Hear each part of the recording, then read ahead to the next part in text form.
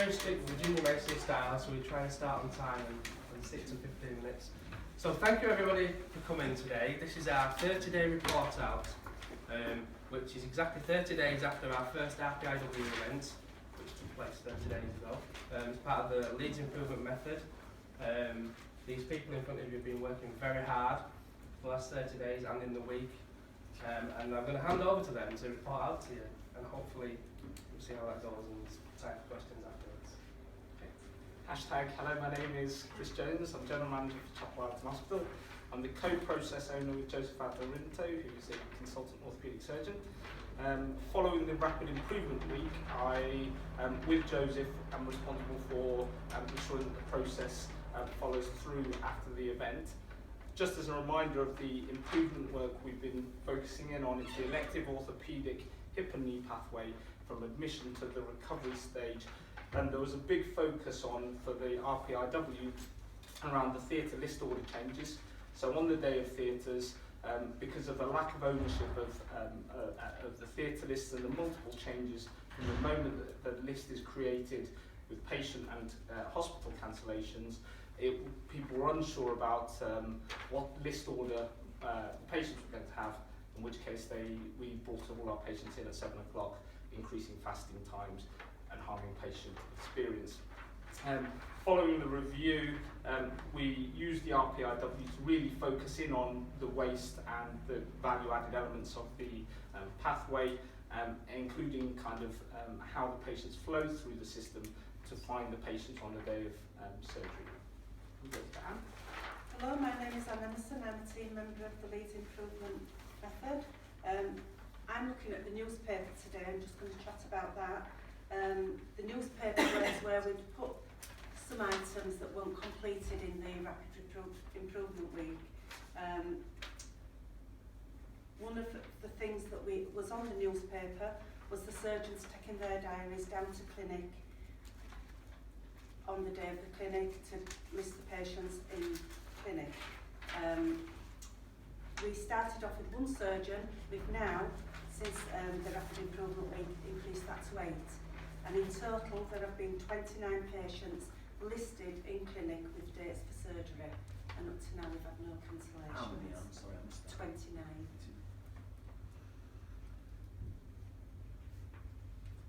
We've also had, on a Tuesday afternoons, we've introduced a clerk into the pre-assessment reception. That's proved to be a positive thing. She's now collating all modes of communication for the patients, so patients we're finding now are easier to get in touch with once they've left our department, and they're being booked into pre-assessment appointments on the day of their clinic appointment. We have also had some downsides to it. We're coming back into the work home teams and trying to implement some of this along. It's like two systems that are running at each side of each other. We're still trying to use the old system, trying to introduce the new system, and it has at some points been quite a task to do. However, we are pushing forward with it and things are working, and it's looking good. Hello, my name is Sheila Turville. I'm a team member for the improvement work, and I'm a consultant anaesthetist here at Chapel Allerton. So our target progress report, which is what I'm going to present, reminds us of the measures that our sponsors, Mark Emerton and Leaf Mobs, have picked to help us understand whether we are actually making any improvements for our patients. Previously, staff had spent a huge amount of time walking in the morning to find patients on the day of surgery. I'm pleased therefore to report that we've maintained nearly a 40% reduction in the steps that the anaesthetist and the surgeon have taken to do their pre-operative checks. This is primarily due to the patient being put in the examination room relating to their theatre. For example, examination room 4 if you're about to be in theatre 4, and relocating the notes for those patients outside of the examination room. The nursing staff, however, are having a more complex role and greater demands on their time now on the day of surgery. This is including our new measures of the nurse escorting the patient to theatre over the red line. This has resulted in an increase in their steps over the 30-day period, for example, from about 96 to 664. I hope Lindsay may agree, but I think they're probably better steps though than what we were doing previously. Also, we were historically making phone call to patients at least 7 days prior to their surgery. We agreed to reduce this lead time to 6 days or less. We haven't, unfortunately, been able to sustain this over the last 30 days because there are resource pressures for the administration managing the two processes. However, we are committed to recovering this position for the 60-day report out. Our quality measure is the percentage of patients removed from the list after the confirmation phone call, and as Anne has just said, 29 have been successfully listed for surgery. 1 patient of the 29 has had their surgery, so our defect rate for that is currently 0%. The 60-day report out will therefore give us further data to demonstrate whether this is sustainable. Thank you. Hello, my name's Lindsay Kilner. I'm a member of the Leeds Improvement Method and also a staff nurse on C3 at Chapelton. I'm just going to briefly speak about sort of the barriers that we've come up against and some key learnings. So barriers, our current patient administration system doesn't support us sending personalised individual bespoke arrival time letters to each of our patients. So we're working with informatics to see how we can create what we need. With regards to key learnings, we've been very ambitious about what we wanted to achieve, and there has been a lot to do. So we've agreed to meet as a team once a week to keep up momentum from here. We've learned that the simplest of ideas can generate best outcomes for staff and patients, and just to look at, key learning mainly is to look at what frontline staff can do when we're given the space and time. I'm going to jump up first this time. You've got a bad back, so you can just thank you very much. That's absolutely fantastic. I think the amount that we achieved during the week largely has been sustained, and I think that's the really hard bit. And some of the changes are clearly better for the patients. The patients have responded and reported that they like the things that have changed, so particularly being taken to theatre, not having to wait for so long, and being given a date in clinic is a much better service for the patients. There's no question about that. I think it transforms the experience for patients in clinic, and also significantly reduces the risk of them not showing up, changing the problem with churn of arranging patients, etc. That's fantastic. It's always difficult implementing a change alongside an existing system, because the new thing is always high energy and the old thing is really easy to just slip back into, and we have to find a way of keeping that energy up and giving the team the space to continually drive that forwards and spread it into all areas of the service, and to eventually settle on the new model and then make it happen everywhere. So congratulations, I think it's fantastic, and there's clearly work to do. And we need to find the time to give you to make that happen. So thank you very much. Right. Thanks, Mark. First of all, introduce myself. Hello, my name is Julian Hartley, Chief Exec, and apologies from Tony Whitfield, your exec sponsor. He's having a day off. I don't know how we've allowed that to happen. But just to say thank you to you all again for the 30-day report out. This is important, I think, because it's about the sustainability and the continuation of it and the embedding of it, and it's the real work of understanding what you did in the RPIW that you can continue with on a day-to-day basis and doesn't take a hugely supreme special effort to continue it. And the point you made, Mark, about the sort of old and the new and the challenges of that, and I guess you will and are coming up against some of the barriers that we've got across the trust in terms of infrastructure and so on, particularly IT. Recognise that. And there'll be more of those that we'll have to work out a way of trying to fix and sort out. So please make sure you flag those issues so we can try and ensure we give some of that the priority it needs to help you continue with that.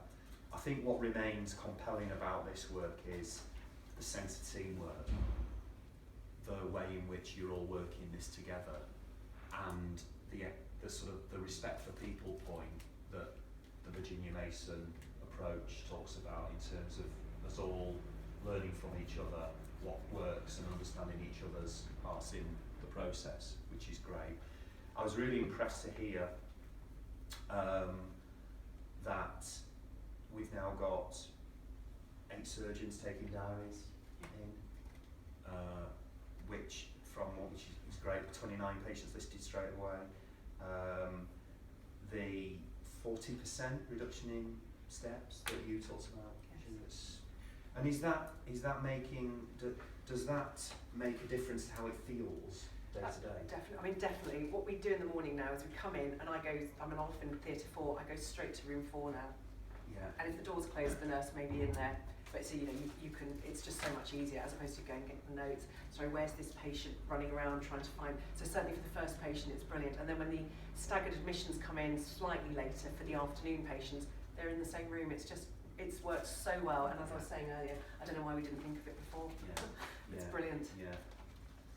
And I liked the point you made about having. I think you said, Lindsay, you're having your meeting as a team every week in terms of the ambitions to talk about, that's encouraging. Is that helpful? Does that meeting give you a chance to chew over what's going Truth on? be known, I weren't at the last one. I weren't here on Tuesday, but Yeah, well, we went through the newspaper, didn't we? We went through the newspaper. Yeah. It's typical in the NHS, sometimes you have monthly meetings, by which time so much has changed and moved.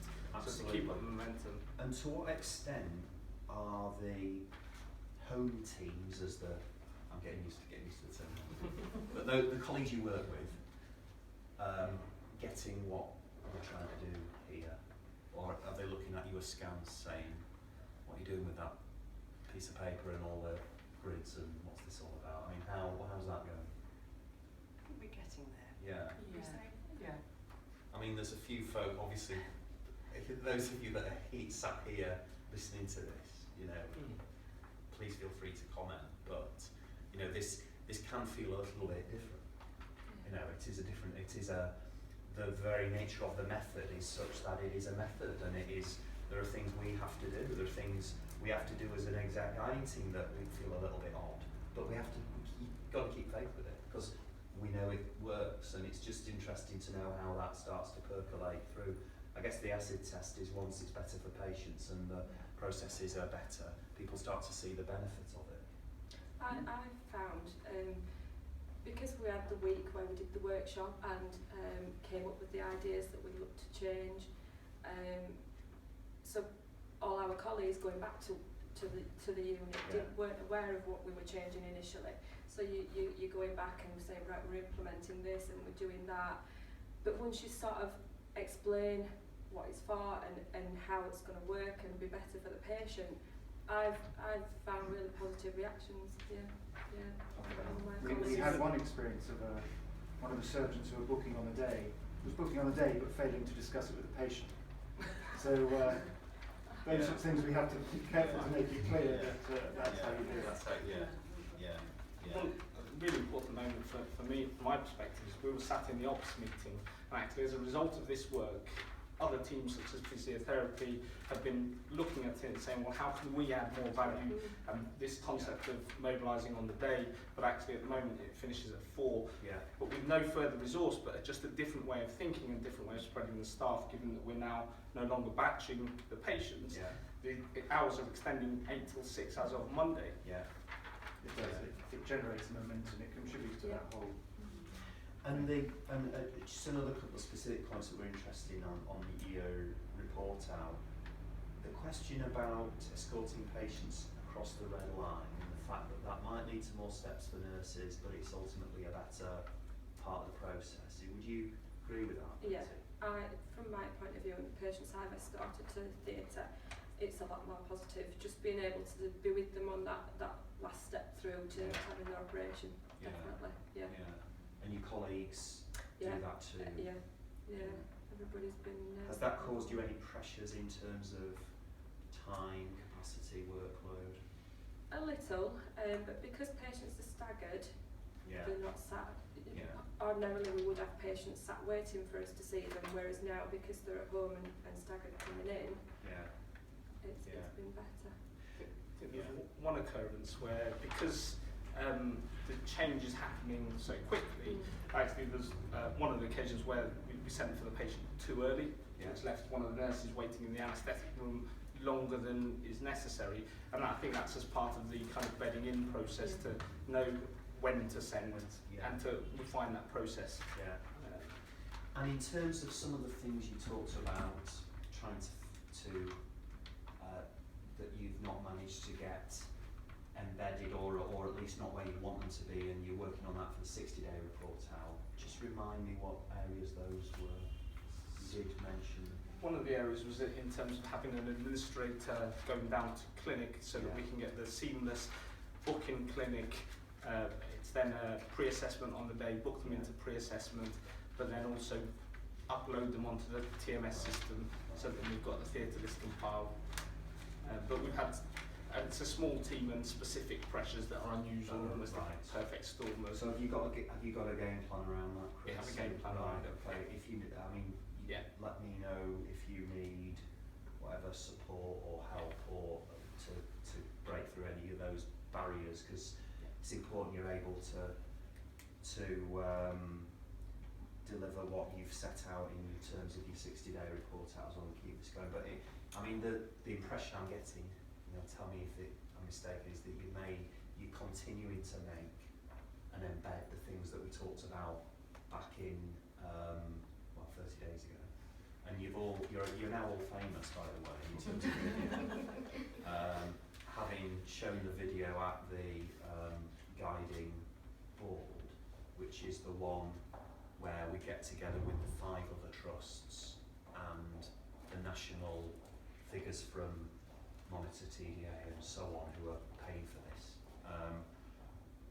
We were the first trust to do the first RPIW, so you were the first nationally, and because we did that video, and thank you all for contributing to that, we're able to capture that sense of engagement, involvement, and I have to tell you that you can't underestimate how powerful that has been for some of these people at senior level who are struggling with how we're going to solve the problems in the NHS now, in terms of dealing with some of the fundamental issues that we face. And I think what was particularly resonating with people was the teamwork and the engagement of, you've got you, Mark, there was consultant anaesthetists, there were the nursing staff, OTs, all of you coming together to talk about this.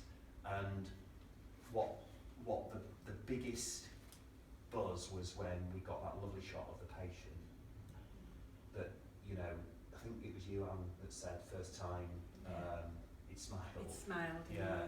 And that, as the sort of family, was great, because that reminds us this is all about the patient. This is why we're doing it. This is the point. So that was really, really good. So I think in terms of just encouraging you, part of my job is just to encourage you to keep at it.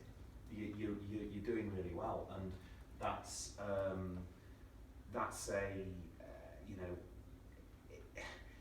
I'm always wary of, you think the NHS is good at this. One initiative, big bang, everyone gets excited and then it dissipates.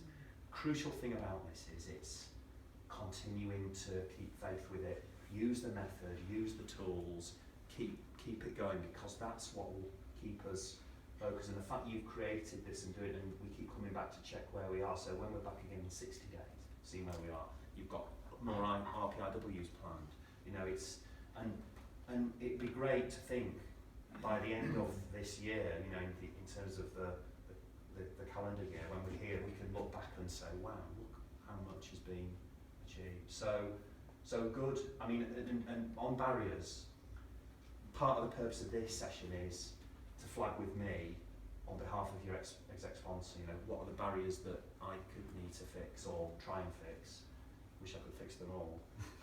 On some of the things that are a problem. So you mustn't be shy about that. I know you won't be, but where there are things that, if only there was X, Y, Z, we could really make a difference on this. Because that's coming out of the feedback we're getting from some of the other trusts, that the work that they're doing in some of their areas is raising issues that are trust-wide.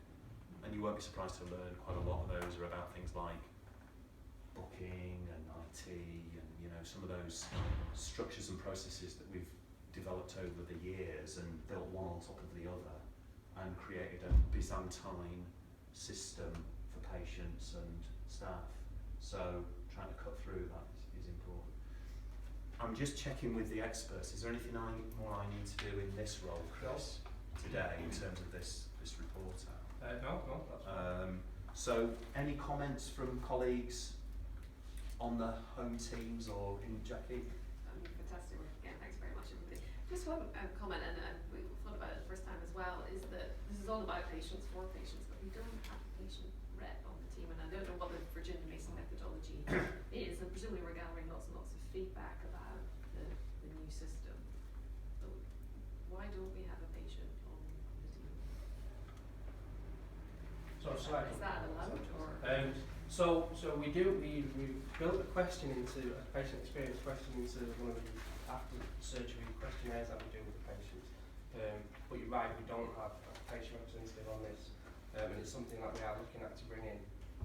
So we're looking at the experience by design questionnaires for the patients to try and get that patient opinion because it is important. That Maybe more than opinion, and that's what we find really, really helpful in academia and the PI groups that we've set up. You know, it starts off with an opinion and everyone feels it's a little bit lip service, but my goodness, they have contributed so much. And when we watched the Virginia Mason videos, it was actually the patient that stood up first and led and talked about a patient family experience that had started the whole process. Yeah. It was a really powerful message. And we, in the service that it is, have people that have repeatedly gone through it and can do it pre and post. So again, it's another It's powerful definitely thing something we need to say. try and bring in more is patient experience and look at patient focus groups and how we can engage them more and get them opinion. Is that something to think about? Yeah, I think we need to look at that as a KPO team and the guiding board. It'd be great to have a patient story of this is how it felt for me, and this is the difference it's made. And we're certainly trying to capture the patient opinions of going through the process, but as you say, having somebody on the team maybe would give that a little bit more. Yeah, not just providing feedback, but actually Yeah. directing the change. Great. And I agree with that because I've been doing a lot of work on the gender workshop floor, and you speak to patients a lot and they offer. So they say if you need anything more, I'm happy to come in. Their perspective is the work you're doing has been fantastic, and I've spent a lot of time in pre-assessment, in theatre, and then following them up, and they've nothing but positivity. And just going back to a point that you made about the teams, you know, I go in with a clipboard and you're timing them, but I've been really impressed with, you know, how enthusiastic, how motivated, and how committed they are to it. So I've certainly not had any. I mean, people are curious, absolutely, but from a negativity, it's just not there. There's the enthusiasm and passion to make it better for patients. The first week I was back after the RPI week, the lady that went in, we staggered rentals admissions that week to use it in real time, and the lady that went in rang me to say what a fantastic experience she'd had and to say a big thank you for involving her in it as well. Yeah. I mean that must have meant so much to you. Yes, it does. And the guy that was in the video, he got his surgery this week. On Tuesday, yes, and he's gone home and doing really well. Great. So, yeah. That's a great. So he's continued with that smile. I'm really glad you told me that. That's really good to know. Yeah. That's excellent news. Yeah. Fantastic. Got any more questions? Okay, well, I know unfortunately Helen can't be with us today, so Helen's our KPO lead, but she's representing us at a national level today, Monday, with the rest of the teams that are involved. But I really know she wanted to send her thanks, particularly to the RPIW team, being a great team to work with, making our jobs easier, being committed, engaged, getting involved.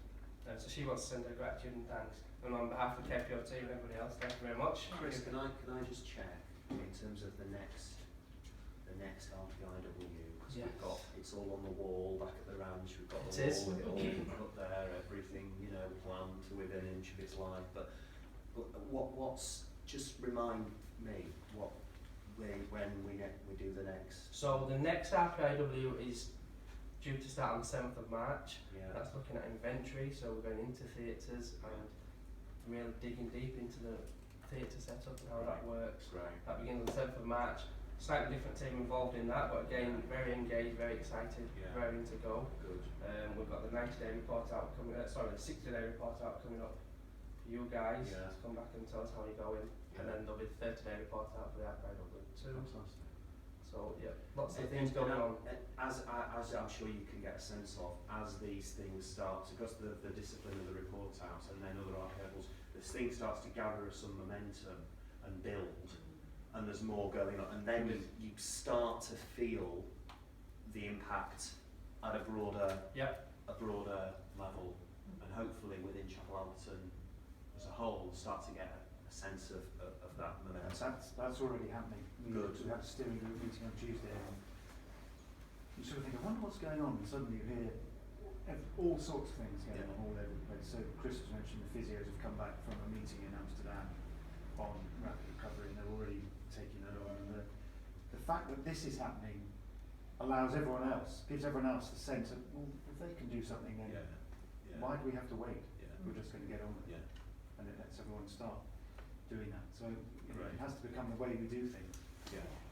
And we're available, so if anybody wants any more information, wants to know some of the terminology, so we do talk about things and there's some minute details sometimes, please do get in touch with us, we're here to support. And no, absolutely. And the terminology, all of that, hope is it's useful to know that it is an enabler, and we call this deliberately the Leeds Improvement Manual because it is ours. It is ours. We own it. Virginia Mason don't do it, they report. Yeah. So well done. Yeah, Good stuff. excellent. Thank you very much, and thank you for coming. Thank you for your time. Well, guys.